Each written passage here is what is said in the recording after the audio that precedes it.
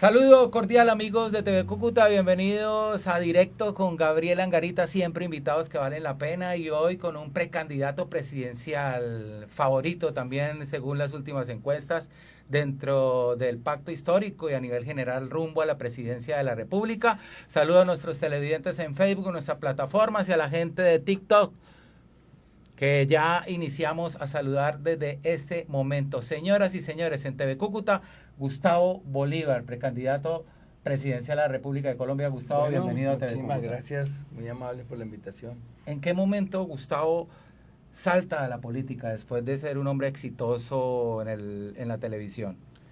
Bueno, yo pienso que tenía el político dentro cuando empiezo a escribir los libretos y las novelas. Siempre empecé a tocar temas sociales y curiosamente entre los personajes de, por ejemplo, Pandilla Guerra y Paz había un narco, un político. En Sin Teta No Hay Paraíso también había narcos y políticos, siempre como mirando esa relación. Y en El Capo, pues mucho más, también hay muchos diálogos del Capo con ministros que él secuestra y son diálogos muy políticos. Entonces yo creo que cuando entro a la televisión y descubro que hay un universo por contar, sobre todo de temas sociales, especialmente el de la juventud colombiana, que por falta de oportunidades se va a la delincuencia, que eso fue Pandilla Guerra y Paz, ahí yo creo que ya venía como la semillita del político. Pero siempre con un recuerdo de ese colectivo Manos Limpias, donde Sí, hicimos alguna actividad aquí en Cúcuta claro. con Gregorio Pernido alguna vez en el tema de corrupción, Mm. pero quería preguntarle por ese tema en el gobierno Petro. Quedaron debiendo en ese Sí, tema. claro, desafortunadamente la corrupción es un tema estructural, tiene que ver con el ser humano más que con las leyes y más que con las constituciones. Podemos cambiar la ley todos los días y quiere hacer una constitución nueva, mientras no cambie el ser humano, mientras la transparencia, la honestidad no sea un valor que se cultive desde la niñez, no hay nada que hacer. Tú puedes tener la mejor intención y ser el mejor presidente del mundo, pero si te rodeas de personas que no tienen un buen corazón, en algún momento le llegan al precio. 7 de agosto del 2026, es presidente de la República Gustavo Bolívar. ¿Qué haría por Cúcuta? Primera orden presidencial. Mantener abierta la frontera. Lo primero es que hay que proteger el comercio bilateral, el renacimiento que ha tenido la ciudad con la apertura de la frontera y también detener un nuevo éxodo de compatriotas venezolanos, perdón, de hermanos venezolanos hacia Colombia, porque pues ustedes lo saben, Colombia es un país que es el tercero más desigual de la tierra, es un país que tiene unos índices de pobreza elevados y no tenemos dinero para solucionar los problemas nuestros, imagínense, para solucionar los de 2, 3 millones de venezolanos que llegan cada vez que se cierra esa frontera. Entonces, lo primero que hay que refortalecer incluso esa relación en la frontera. Yo no estoy hablando, digamos, de gobierno a gobierno, porque de hecho el mismo presidente Petro no ha reconocido las elecciones de Venezuela, no ha reconocido el resultado. Pero sí, dentro de su responsabilidad de impedir una oleada migratoria nueva, pues está mantener unas relaciones cordiales en las Hay fronteras. algo claro en este momento que es una orden de captura contra Nicolás Maduro, que es una recompensa, que son operativos en el Mar Caribe. A nosotros los cucuteños nos preocupa ese tema Claro. militar que nos afecta, pero también preocupa salir entre comillas como a defender el régimen de al lado. Sí, mira, ninguna persona gana las guerras. Todas las guerras las pierde todo el mundo. Porque así sea alguien que se declare triunfador, pues seguramente va a llevar a su patria miles de cadáveres. Entonces yo creo que lo mejor de la guerra es evitarlas. Y si con diplomacia se puede, pues ese es el llamado, porque una guerra no solamente va a perjudicar a Venezuela, sino también a Colombia. Porque ya no van a ser 2 o 3 millones, van a venir 5 o 6 millones de venezolanos hacia Colombia. Porque el venezolano que tiene dinero ya salió de Venezuela. La mayoría se fueron a Miami, tenían para comprar una visa, para tener un tiquete y tener cómo establecerse en un país tan caro. Los demás se vinieron a Colombia. Y una posible invasión o una guerra o lo que se quiera pensar con la amenaza que hay de Estados Unidos a Venezuela, al segundo país que más perjudicaría inmediatamente sería a nosotros, a Colombia. ¿Qué cambiaría usted del gobierno Petro? No, hay muchas cosas que, digamos, primero destacaría lo bueno y que continuaría. me parece que la entrega de tierras ha sido formidable, ha sido un renacer del campo, un renacer de los campesinos, que es la gente que más vive en pobreza extrema. Continuaría con esta entrega de tierras que va a terminar en 1.000.000 de hectáreas al final del gobierno Petro. 1.000.000 de hectáreas es una gran cantidad de tierra, pero no es suficiente porque el acuerdo habla de 3 millones de hectáreas, el punto 1 del acuerdo. Entonces, sencillamente, continuar con esa política y de 2026 a 2030 entregar otro 1.000.000 de hectáreas sería un compromiso mío. Otro 1.000.000 serían 2 millones de hectáreas. Mantener las cifras de desempleo y ojalá seguirlas bajando. Hoy tenemos un desempleo que es el más bajo de casi los últimos 25 años. Mantener las políticas de agua potable, que son revoluciones silenciosas que la gente no ve en las ciudades, pero hoy ya hay 2 millones de personas con agua potable que antes no tenían. Lo mismo con energía, muchísimas personas a través de la energía solar, el presidente les está instalando unas comunidades energéticas. Mantener la reducción de la tasa de mortalidad infantil, que está casi ya en el 50%, la disminución de pobreza. Estas dos reformas, la laboral y la pensional, le van a transformar la vida a millones de personas positivamente. Por ejemplo, la laboral le va a entregar contratos de trabajo a 400.000 jóvenes del SENA, aprendices, le va a dar trabajo a personas que tienen discapacidades, ya hay más o menos por la ley 2 personas por cada 100 empleados tienen que contratarse con discapacidad y eso va a ser 60.000 personas que nunca habían sido tenidas en cuenta con discapacidad. Las madres comunitarias se van a formalizar, se van a pensionar en virtud de esa misma ley y en la reforma pensional pues nada menos que 3.100.000 viejos de Colombia que nunca pudieron cotizar porque eran campesinos, recolectores de frutos o porque eran madres cuidadoras, pues ahora van a tener un bono pensional de 230.000 pesos. Hay muchas cosas buenas. ¿Cuál sería, Gustavo, su principal contendor en la consulta interna del pacto histórico? Pues hay varios, yo no voy a menospreciar a nadie, pero está Iván Cepeda, está Daniel Quintero, está Carolina Corcho, está Susana Mohamed, hay una gama, digamos que... Siempre lo noto con la llegada de Iván Cepeda a la baraja, se movió ese tablero Se movió, no sabemos cuánto ni cómo, porque no ha habido encuestas recientes. Hubo una de semana que lo incluyó a él, unos días antes de que él se lanzara, y sin embargo yo le gano por muy poquitos puntos. Yo siempre he tenido unas ventajas muy amplias sobre todos los candidatos. La última, digamos que se hizo, fue una encuesta de cifras y conceptos donde yo tengo 32% y el segundo es Quintero que tiene 17%. Sin embargo, en esta última que me dio semana, en esa misma encuesta, cifras y conceptos me dio y yo marco como 15 y pico y él 13 y pico, o sea, muy ajustado. Se ajusta mucho el asunto. Hay desaciertos en el gobierno y yo insisto en el tema porque le complican su campaña. Por ejemplo, Roy Barreras, el tema de Benedetti, tantas figuras. Ha habido escándalos y sobre todo lo más triste es que hayamos perdido la bandera anticorrupción, porque nosotros nos vendimos como una fuerza anticorrupción y ofrecimos un cambio. Por y sin eso embargo, ganaron, creo yo también. En parte por eso, y la tristeza es que recuperar esa bandera es difícil, porque a pesar de que nosotros seamos honestos, yo en la vida he tenido una sola investigación por corrupción, tengo una vida transparente, la gente no cree, porque nosotros vendimos eso y no lo cumplimos. ¿Por qué? Porque no tuvimos cuidado en ciertos nombramientos. Sin embargo, yo te puedo decir algo, mire, uno puede confiar ciegamente en una persona y creer que es honesta, pero la corrupción es tan grande que a muchas personas le llegan al precio, desafortunadamente, y entonces, como dicen las abuelitas, ojos vemos, corazones no sabemos. Catatumbo, Gustavo, ¿qué hacer con el Catatumbo? Lo que está haciendo el gobierno, inversión social, a mí me consta que estuve ahí dentro del gobierno, más de 4 o 5 consejos de ministros dedicados a Catatumbo, a preguntarle a cada ministerio qué está haciendo en Catatumbo. El Ministerio de Transporte ya diseñando la vía, esa vía se va a dejar contratada, la de Tibú hasta, sacando... Tibú La Gabarra. Tibú, de pronto La Gabarra, sí, atravesando todo el Catatumbo. Nosotros, por ejemplo, desde Prosperidad Social dejamos contratados 5 puntos de abastecimiento solidario, plazas de mercado en 5 municipios. También instauramos una transferencia temporal hasta diciembre para todos los viejos y viejas. Pero Gustavo, fíjese que sigue en guerra.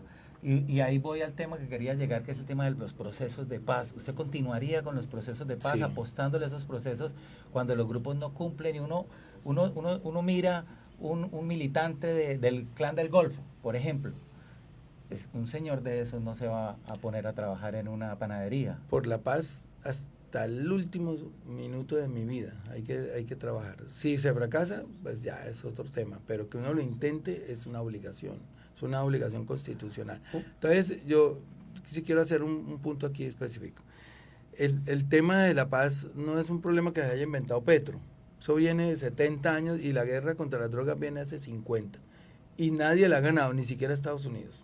Estados Unidos no ha podido derrotar a los narcotraficantes, Colombia tampoco, porque es un negocio muy grande, muy fabuloso, por el que mucha gente, y precisamente en estas zonas deprimidas de Colombia, está dispuesta a arriesgar su vida, porque es un negocio que les deja muchas ganancias. Entonces, es un problema que hay que tomar con pinzas, porque a pesar de que el Estado dirija toda su fuerza, toda la fuerza militar hacia el narcotráfico, es muy difícil acabarlo, porque hay una demanda ahí de 300 millones de consumidores que están pidiendo cocaína. Y entonces es posible que podamos someter a muchas cabecillas como lo hemos hecho hace 50 años. Hace 30 años mataron a Escobar y su chofer era Don Berna, se volvió el capo. Extraditaron a Don Berna y los choferes de él ahora eran los capos. Siempre nace otro y otro y otro, porque tiene que ver con el problema de la droga, del narcotráfico. Bueno, hablemos un poquito de la lectura suya de esta frontera, de la ciudad de Cúcuta. Aparte del tema de los candidatos nos han dicho, los que nos visitan, no la voy a cerrar. ¿Qué más problemáticas se ha identificado acá? ¿Cómo ayudar a esta ciudad tan afectada? Yo creo que las fronteras en todo el mundo tienen que integrarse social y culturalmente, aparte de lo económico. Lo económico pues da unas ventajas a Colombia en este momento porque tiene la moneda más fuerte, porque tiene más abastecimiento y sencillamente pues los venezolanos vienen, se abastecen y se van. Cuando se cierra la frontera, el venezolano viene pero ya no se regresa.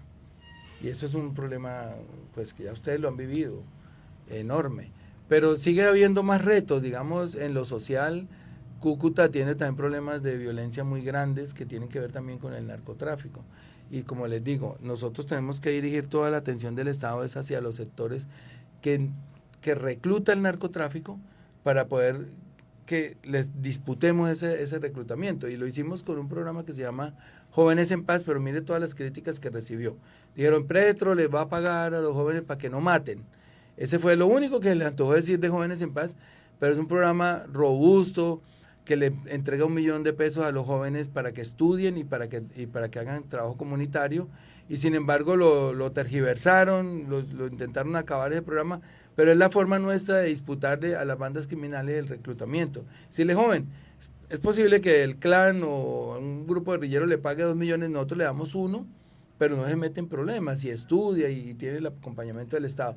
Y eso ha ido avanzando lentamente, pero la verdad lo tergiversaron mucho ese programa. Reforma tributaria que cursa en el Congreso y todo el mundo está pendiente, y siempre en todos los gobiernos anteriores de derecha, en lo personal uno se molesta, una reforma tributaria con la cifra que hay por concepto de corrupción. Es como avanzar en una reforma tributaria cuando uno ve que cualquier reforma se van a robar la plata y no pasa nada. Pues mire, el único gobierno que ha hecho una sola reforma tributaria en todo este siglo es Petro, porque a todos le han aprobado 2 y a veces 3. Pero es Petro, entonces a Petro hay que negarle las reformas. Pero más que hablar de la reforma es que mirar qué está agravando la reforma. Entonces, por ejemplo, en el estallido social, la reforma de Carrasquilla agravaba la leche, los huevos, el pan, la canasta familiar. Y por eso la gente que estaba confinada por la pandemia no resistió y salió y protestó. Ahorita que estamos grabando, no voy a decir si estoy de acuerdo o no todavía, pero lo que leí hoy, porque apenas la presentaron ayer, estamos grabando los juegos de azar. Sí. Estamos grabando el alcohol, la cerveza, sí, los cigarrillos y los vapeadores. Estamos grabando todo los el eventos tema, culturales. pero boletas de 500,000 pesos. Ok. O sea, si una persona, y a veces los artistas llenan 5 veces el estadio, 4 veces el estadio, y pagan una boleta de 1 millón de pesos, es porque esa persona puede aportar algo. Y lo que está diciendo el gobierno es boletas de más de 500,000 pesos, el IVA, que es lo menos que se puede hacer. Entonces, estamos juegos de azar a los que beben, a los que fuman, pero no estamos tocando el pueblo. Al contrario, esa plata es para poder hacer inversión social, porque este país tiene un rezago inmenso en justicia social. Ahora, si yo la presentara en un año de elecciones, yo no la presentaría en un año de elecciones, porque es muy difícil, pues, ¿quién va a darse esa pela? Creo que se presentó un poco tarde, pero sí es necesario grabar esos sectores. Por ejemplo, el sector de los juegos de azar, que le deja 2 billones al erario en este momento, está funcionando en virtud precisamente de la ley, la emergencia económica que suscitó por Catatumbo. Se grabaron los juegos de azar, pero ese impuesto temporal va hasta diciembre. Lo que dice la reforma tributaria que presentaron es hacerlo permanente. Y están grabando los grandes capitales. Vean, los bancos acaban de tener unas utilidades de más del 50%. Entonces el presidente dice, contribuyan con un 15% de esas utilidades. Son bancos que están ganando. Este semestre, la banca ganó 54 billones, ganancia, utilidades. 54 billones para una persona o para dos, que son los dueños de los bancos. ¿Por qué no pueden dar 5 de esos billones para que la gente viva mejor? Cuando un candidato gana la presidencia y empieza a nombrar a su cartera, a sus ministros, uno se da cuenta el verdadero argumento del candidato. ¿Tiene nombres que usted pueda adelantar, decir, yo quisiera de ministro a tal persona? Pues estoy armando esa lista, no tengo todavía clara muchos nombres. ¿Pueden ser de otros partidos? Sí, lo que uno tiene que buscar es buenos seres humanos, hermano, y que también tengan el conocimiento. Son 3 condiciones básicas: que sea buen ser humano en todo el sentido de la palabra, en el trato con la gente, en la honestidad, etcétera. Segundo, que tenga el conocimiento técnico de la cartera que uno le está entregando. Y lo tercero, que él a su vez se rodee también de personas que le puedan cumplir su función de introducirle transparencia a la gestión. Candidatos de derecha, terminamos acá y usted me da una palabra de lo que se le venga a la cabeza. Abelardo de la Espriella. Una persona oscura. Vicky Dávila. Vicky es una persona, digamos, no la considero mala candidata, pero está apelando como a la mentira para poderse posicionar. Miguel Uribe Londoño. No, pues lastimosamente ya es una candidatura, una vida perdida, ¿no? Una vida frustrada, pues, por la violencia de este país. El papá sí no lo veo, la verdad, un oportunista. Uno cómo va a lanzar una candidatura ahí sobre el cadáver tibio de su hijo. Eso no debió haber sido así. Y también Paloma Valencia. Paloma, de todos esos sectores, como la más estructurada. La Cabal. No, una señora esquizofrénica que vive mintiendo a toda hora, diciendo cosas. Todavía habla del castrochavismo y que aquí hay que el comunismo, o sea, en la campaña pasada se la pasó despotricando de que Petro iba a expropiar a todo el mundo y nada de eso pasó. Ni Colombia devolvió a Venezuela, el desempleo ha bajado, la inflación ha bajado, la pobreza ha bajado, todas las empresas están reportando enormes ganancias y ella sigue diciendo que, pues, que hay que recuperar a Colombia porque Petro la destruyó. Y yo veo que todo el mundo, incluso los conciertos, hermano, antes había un concierto y ahora son 2, 3 conciertos, la gente tiene plata para viajar, para ir a conciertos, es decir que la economía está bien. Mire, hablé con el presidente de Avianca hace muy poco y me dice, hemos aumentado el tráfico interno en 38% de pasajeros, o sea, la economía está bien. Gustavo, ahora puede estar mejor, obvio, pues, pero no está como lo vaticinaban en campaña. Un mensaje para los cucuteños. Bueno, a Cúcuta que no pierdan